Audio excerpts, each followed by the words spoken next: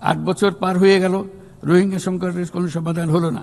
উপরন্তু বাংলাদেশ প্রতিনিয়তই মায়ানমার থেকে আগত রোহিঙ্গাদের আশ্রয় দিয়ে চলেছে। স্পষ্টতই সাংস্কৃতিক পরিচয়ভিত্তিক রাজনীতির কারণে রোহিঙ্গাদের উপর অধিকার বঞ্চনা ও নির্যাতন রাখাইনে অব্যাহত রয়েছে। রোহিঙ্গাদের প্রান্তিকীকরণ প্রক্রিয়া আর চলতে দেওয়া যাবে না।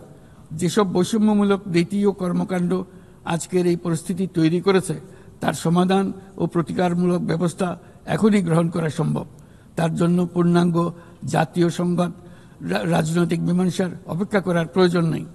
রাখাইনের সমস্যাগুলো চূড়ান্তভাবে রাজনৈতিক সমাধান করা দরকার।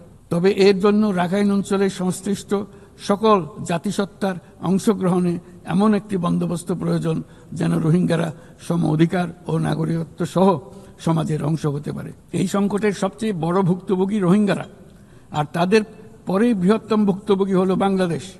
তবে আমাদের মনে রাখতে হবে যে রোহিঙ্গা সংকট কোনোভাবেই মায়ানমারের সঙ্গে বাংলাদেশের কোনো দ্বিপাক্ষিক বিষয় নয়, বরং আমরা শুধু একটি দায়িত্বশীল প্রতিবেশী এবং আন্তর্জাতিক সম্প্রদায়ের দায়িত্বশীল সদস্য হিসেবে আমাদের দায়িত্ব পালন করে যাচ্ছি। কিন্তু তহবিল সংকটের কারণে আজকে রোহিঙ্গা ক্যাম্পগুলোতে ন্যূনতম জীবনমান বজায় রাখার আমাদের যৌথ প্রয়াসও ভেঙে পড়ার উপক্রম হয়েছে।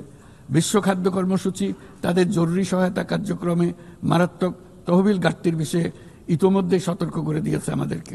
অবিলম্বে নতুন তহবিল না এলে মাসিক রেশন অর্ধেকে নামিয়ে এনে মাথাপিছু মাত্র $6 নামিয়ে আনতে বাধ্য হবে, যা রোহিঙ্গাদের অনাহার ও অপুষ্টিতে নিমজ্জিত করবে, যা তাদেরকে আগ্রাসী কোনো পদক্ষেপ নিতে বাধ্য করবে।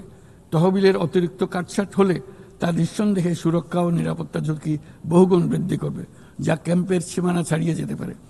তাই আমি বিদ্যমান দাতাদের সাহায্য বাড়াতে এবং সম্ভাব্য নতুন দাতাদের অনুদান প্রদানের আহ্বান জানাচ্ছি, যাতে এই বিপর্যয়কর পরিস্থিতি এড়ানো যায়।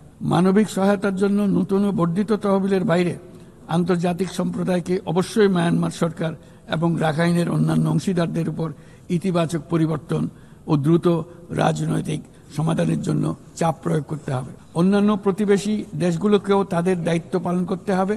রাখাইনে স্থিতিশীলতা আনতে আন্তর্জাতিক সম্প্রদায়ের যে কোনো যৌথ প্রচেষ্টায় সহযোগিতা দিতে বাংলাদেশ সর্বদা প্রস্তুত। আমরা আশা করি আগামী 30শে সেপ্টেম্বরের উচ্চ পর্যায়ের সম্মেলন বিশ্বব্যাপী দৃঢ় সংকল্প তৈরি করবে এবং রোহিঙ্গাদের জন্য বাস্তবসম্মত আন্তর্জাতিক সহায়তা নিশ্চিত করবে, যেখানে তহবিল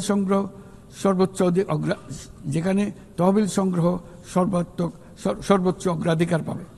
একই সঙ্গে আন্তর্জাতিকভাবে একটি রোডম্যাপ গৃহীত হবে এবং সময়াবদ্ধ কর্মপরিকল্পনা গ্রহণের মাধ্যমে রোহিঙ্গা সংকটের স্থায়ী সমাধান খুঁজে পাওয়া সম্ভব হবে।